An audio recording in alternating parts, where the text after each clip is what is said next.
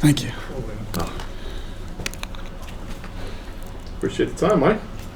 I was on the treadmill, man. I didn't know this was going on. Oh, wow. I got you? Yeah. I got the text, and I'm running, and I'm like, oh, right now? All right. Luckily, you're familiar with the process, so it's not a problem. Let me get ready. That's fun. Listen, Mike, at this point, you guys have prepared for, probably every fighter on the UFC roster, right? So what's the most difficult, challenging process of getting ready for Conor McGregor? It's the same process of every fight. He's a very skilled fighter, tough fighter, big power, great timing, and he brings a lot of eyeballs to the fight. Every fight is equally as difficult to prepare for, I think. You talk about his power and that. One of the things you think about with Dustin Poirier is how durable he is, right? You think, okay, man, he can go long, he can be in these wars, but when you're going against a guy that has the type of power that Conor does, can you rely on that and say, well, we know our guy may get touched up early, but we know he'll last? No, of course we don't want to get touched up. The plan is not to get hit at all. That's always the plan. Sometimes that happens. That's the fight game. But, we can get through it many different ways. Of course we don't want to get hit. Yeah. When you look at Conor striking, what do you credit it to? It seems like this otherworldly thing that he's able to knock people out with quickness. Is there some God-given ability that he has, or is it about his accuracy? Is it about the timing that he has? Is it the traps he sets? What is it that makes him so effective that maybe others aren't? I think he's has good timing with his counterpunching. I think that's his best attribute. Nice. The Abu Dhabi experience. Last time it was kind of more tailored to the time. Right now you're doing the middle of the night thing and all that. How much more challenging has that been this time around for Dustin and for the whole team, really?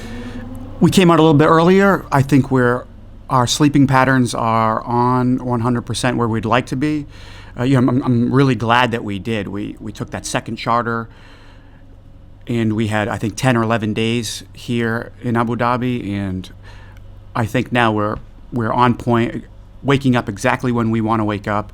We'll have a certain amount of hours before we leave the hotel and go to the fight. I think actually better than even a normal fight week, where sometimes you're waiting around all day to go to the venue. It's better to get some food in you, digest a little bit, go to the fight and perform. And I think that's when guys perform the best, and I think we're right where we want to be. Nice. Last thing for me, give us some insight into Dustin's mindset, I guess, right? He's fought nothing but killers, like the absolute best of the best. But is there anything different here in terms of his drive, his motivation, whether it's because it's a rematch, whether it's because it's Conor, as you said, massive star and all the eyeballs? Is there anything different about this fight from Dustin's mentality that you see? He's a veteran, he's a professional, and that's how he approaches each fight. He's had many big fights. A Khabib title fight is huge, is a monster fight. Title fight with Max Holloway is a monster fight. Fight with Gaethje, former world champion, these are all monster fights. This is another very big fight, and that's how he's approached it. And he's a 40-fight veteran now, and fought all the toughest guys in the world, and he's prepared. In terms of the sleep schedule, have you guys been trying to go to sleep to wake up at a certain amount of hours before the fight, or have you trying to just been getting used to fighting earlier, so you wake up and go to a fight? Which sort of idea have you tried to manufacture? He's waking up a certain amount of hours before he'd like to fight. How much time is good for him to no longer be groggy, have some food, digest, and where he thinks he'll be comfortable for his body. Everybody, I think, peaks at a different time in the day when they feel their best, and this is where we're at, the best spot for Dustin.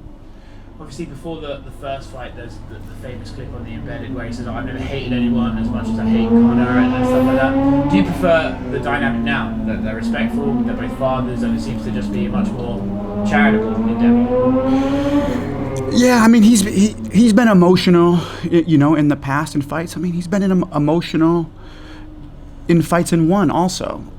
But I always think it's better to pull away the emotion. I think it's better to think with your brain and not your heart, and get emotional, and you tend to lose sight of technique and the job that needs to be done when you fight with that type of emotion. And yeah. There's been talk, obviously a lot of the media before the fight's been focused on Conor, and there's been talk that maybe Dustin's just being completely overlooked.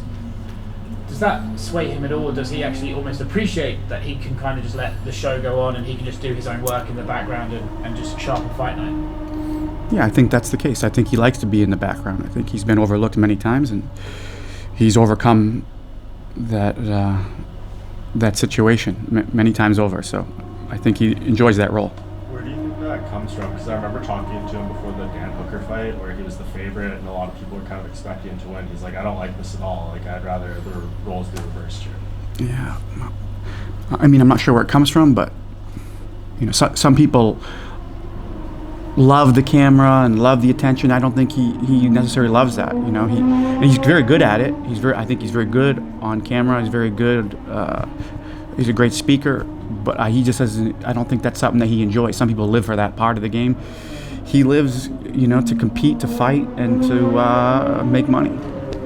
Conor and his team like to be kind of bold with the pre-fight predictions and throw it out there. Do you have anything you want to say ahead of this fight in that regard? Man, fights can go all kinds of different ways, and I'm often wrong when I do predict. So I don't like feeling stupid after I make a terrible prediction. So I'm not going to go out on a limb, but I feel confident in victory. A lot's been made of obviously running up Conor's counter punching and his striking, but as a coach, what do you make of his defensive wrestling and his grab? It's good. I think he showed a lot of great defense against Khabib. Khabib was in many times, and he was countering very well and fought him off, made him work very hard. I think his wrestling looks sharp. He looks like he's got very good hips. I would assume he's very strong. He does have a tendency to fade late, but he seems like a very athletic guy.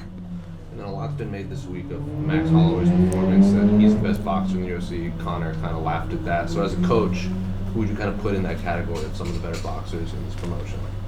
I mean, all these guys are up there. Dustin is up there. Conor's up there. Max is up there. Masvidal's up there. Until they have a boxing match or boxing fight, we'll never know. So it's all speculation and kind of silly.